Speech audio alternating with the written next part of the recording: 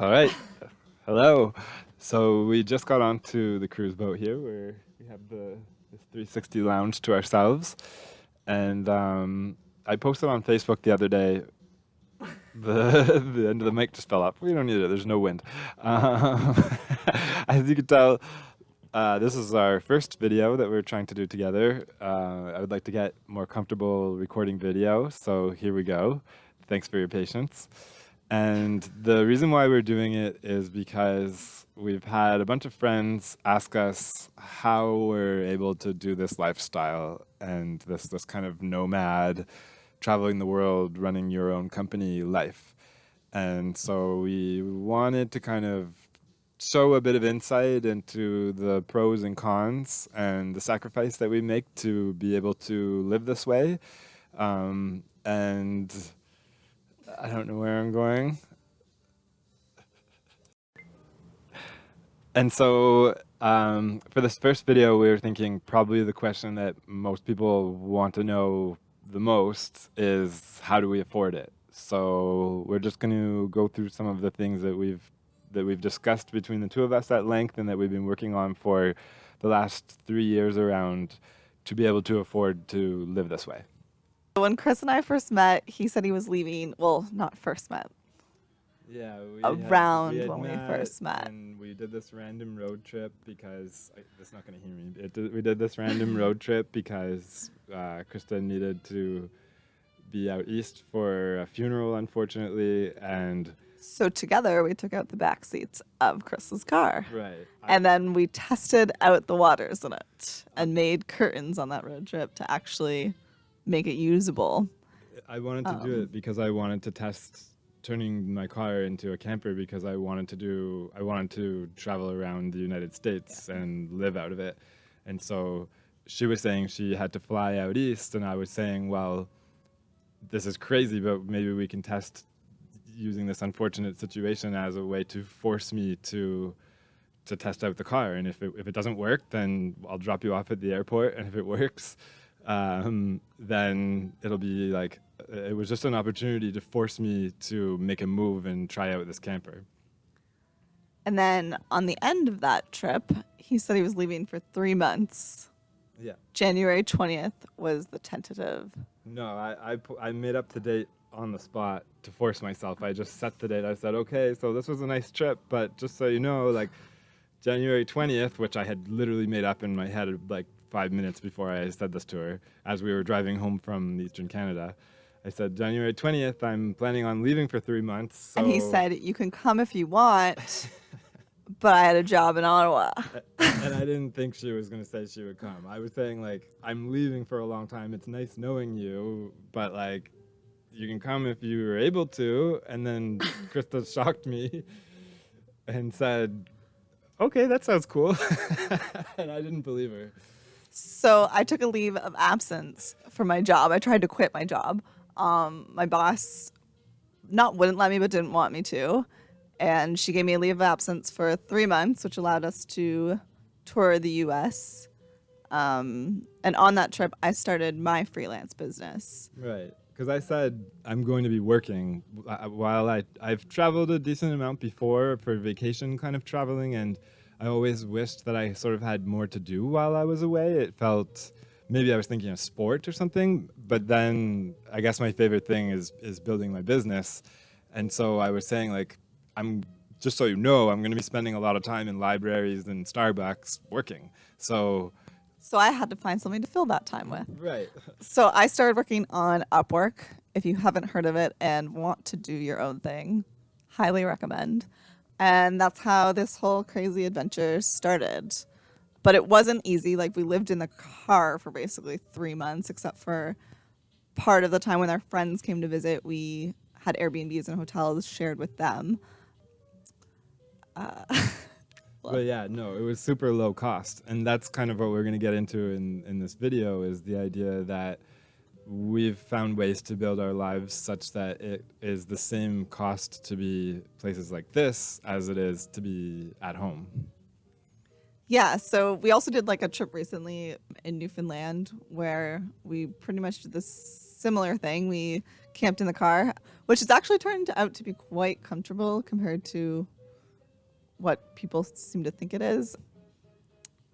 Yeah, it's really comfy bed. We have curtains in the car. It's much more space than you would imagine because Yeah. everything's so packed away well. And it's kind of the idea of instead of living in a house, we're living in the world. So people think that we have a really tiny space, but really that's just where we're sleeping. The rest of the time we're in spaces like this. So we don't really need a nice big living room because we have like Starbucks or Tim Hortons or libraries, and we treat those places as if they're home almost. But basically, the gist of it is that we both work on, like, we're both able to work anywhere and online. So I get jobs online, writing jobs. Chris does everything online from his laptop for his marketing clients. So yeah, we're not attached to like a 9 to 5, I guess, is the main thing.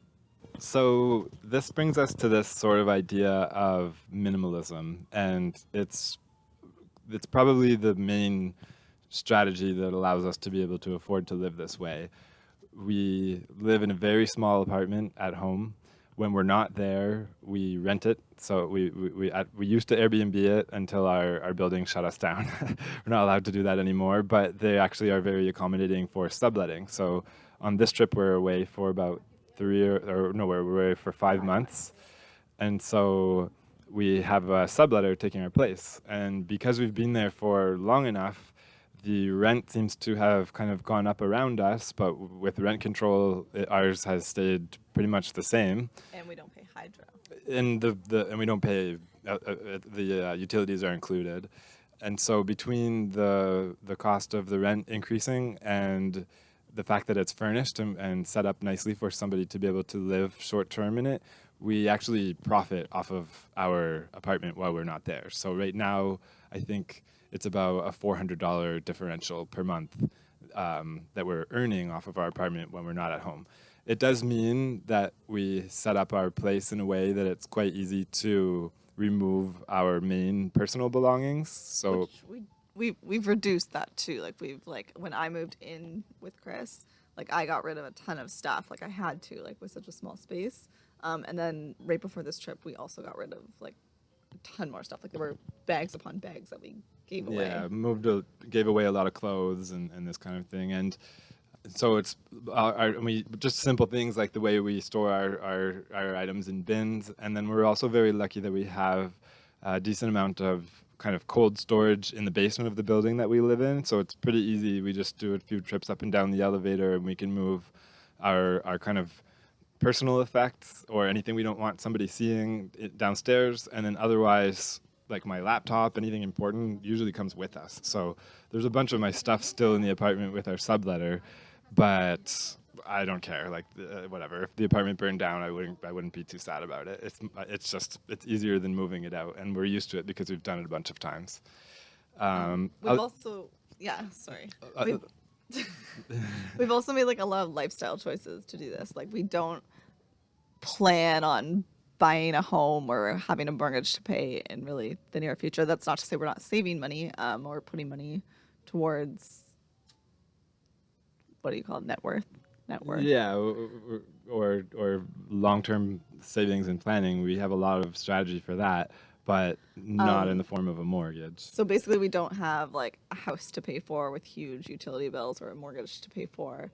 We aren't planning on having kids, so that's savings in itself. We have a used car, not a brand new car, that costs like tens of thousands of dollars. Like I think our car maybe cost probably I bought it for $3,000 4 years ago around. And we probably put in about $4 to $6 grand is my since estimate. then maybe, but we spend on it to maintain it so that it is as low cost as possible and it's not flashy or well, you guys know the yellow car that we have. We buy very few clothes. If we do buy it, we'll try and buy stuff that's going to last. The fact that our apartment is so small makes it very easy for us to stay minimalist because there literally is nowhere to put anything other than what we need. And for birthday or presents, or if we're lucky enough that somebody wants to give us a gift, we almost always, I think... Muy buenas tardes, señoras y señores. Su atención, por favor. Se solicita a los siguientes pasajeros contactar con la recepción marcando 0 o acercándose a la cubierta número 4 en este momento. Señora Esther María del Luján, de la cabina 8040.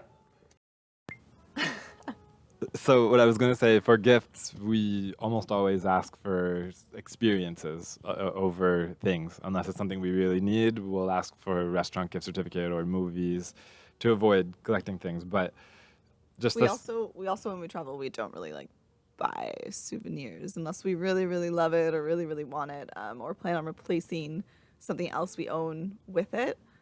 Again, it's based on experiences. So like our costs when we travel, we don't go shopping per se.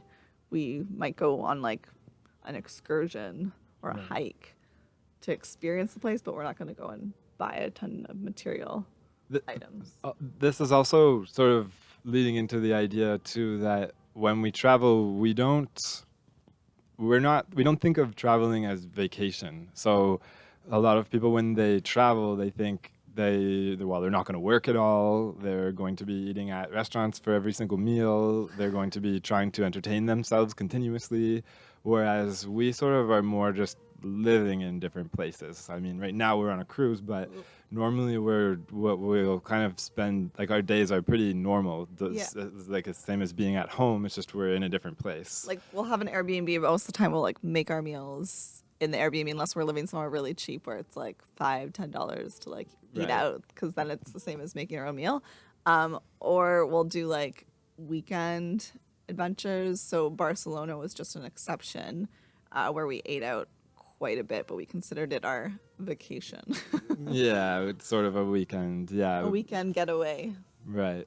But we're more trying to kind of, I mean, we'll work for the morning and then we'll take a break and go explore the city, and we'll walk for 10 kilometers and then come back and work back some to more and then watch TV and go to sleep just like everybody does at home, except we can do it at other places. Yeah. So a quick piece on budgeting, just because I think it's kind of cool. Our income fluctuates quite greatly up and down. And so if you have never heard of it, I really recommend the book called Profit First.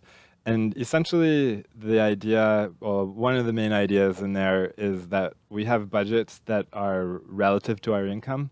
So that way it can shift, and our budgets will shift with it. So we save about 20% of all of our personal revenue towards savings, which has really made our lives a lot better. When we first started traveling and didn't have as much saved, it was a lot scarier if the car broke down or something like this. We're kind of concerned that we have enough money to be able to fly home or something in an emergency.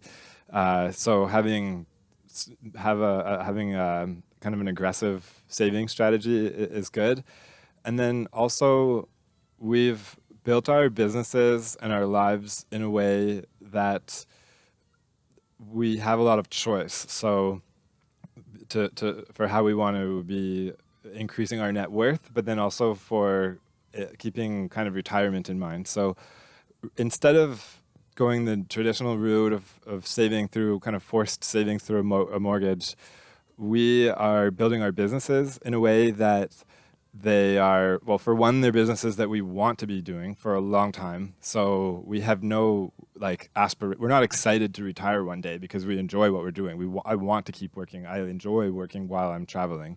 It is something that remains consistent while everything else is always changing. And I also am building my business in a way such that this is a job that I could do well into old age.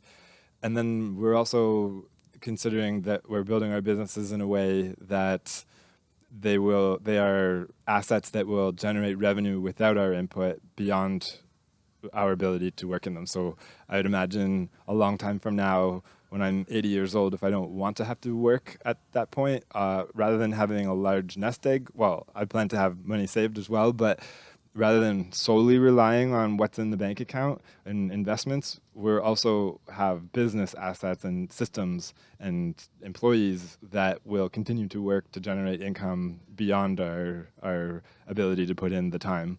So a bunch of different angles: aggressive savings, a business that we don't want to retire from, that we are excited to continue working in for as long as we mentally can. And then also business assets that continue to generate revenue without us working on them.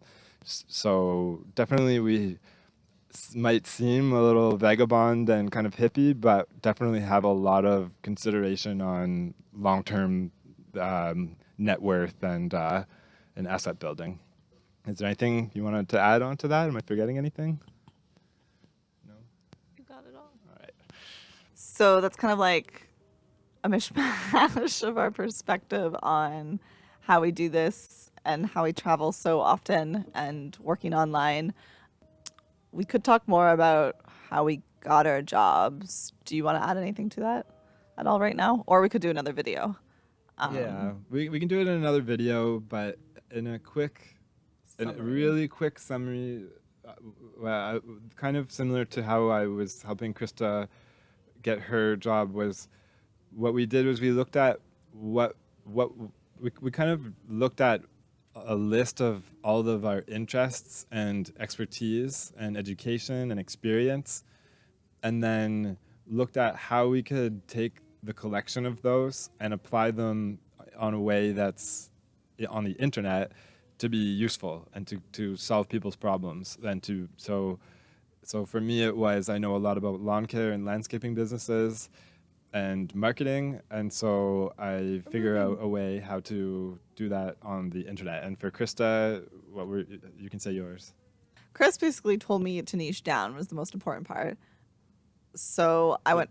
So what were your experience and interests? So I really like fitness and health, and my career was already in that. I was a kinesiologist at a physio clinic, so it made sense to niche down in that. And I also am, I guess, naturally good at writing, or have learned to get good at writing. You said that you did well in it in school. Yeah. So two and two together, writing plus my main interest and main educational and like work background, it made sense to go into writing about rehab exercise, personal training, improving health, that sort of niche. Right. So we went on Upwork, right? And focused only on those. So a lot of people will go on and try and be like, I'm not an experienced writer, so I'll write anything anybody wants me to write about. Whereas I didn't write about just anything. No, even though Krista had no experience working online, I pushed her to turn away jobs and only apply for jobs that were within her niche, so that she could start to build up a portfolio that's very specific. And by doing that, she's able to get reviews, and then the more reviews and testimonials and experience on that pinpoint area, the easier it is to increase her rate per hour, because now other people see that she's done work for a certain health company or something, and so it makes it easier for her to keep piling onto that. And that's the same for me. I could do digital marketing for anybody in the world, but because I have specific experience in lawn care and landscaping, I'm only doing it for lawn care and landscaping, and I've taken on a few jobs outside of it, but for the most part, well, I say no to them now. And because of that, I'm able to put all my attention and focus into learning how to be useful and solve problems in this specific area, and it makes my depth of knowledge and ability that much more potent compared to other people who are trying to spread it thinner across different areas. So that's just kind of a quick taste of that strategy. But I do want to say that I think right now is the gold rush of working online. I think as automation and kind of starts to replace traditional jobs, those opportunities are going to become more competitive. And I think that the people who start building these experience or assets online now are going to be kind of surfing that wave. They'll be on the forefront of that wave. And I think if you wait a little bit, that wave might be surpassing us. I don't know how quickly, maybe 5 years, maybe 10, maybe 3.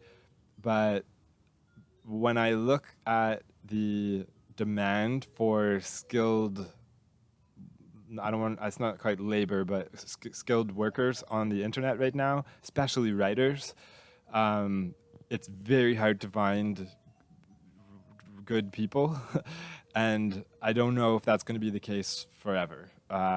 So if you're interested in moving in this direction, I think now is the easiest time that you'll be able to accomplish this, maybe ever. Anything else? I mean, I could go into a lot of detail about it, but Right. This video will be about 15, 20 minutes, so we're good. All right. So hopefully this is a good first stab at explaining how we do what we do, and it gives a little bit of insight. We're not having kids. We have a tiny place that we live at home. We have a lot of change and fluctuation in our lives, but we are thinking long term, and we do have a lot of strategy for smoothing out the bumps, and so far we're really enjoying it. yep.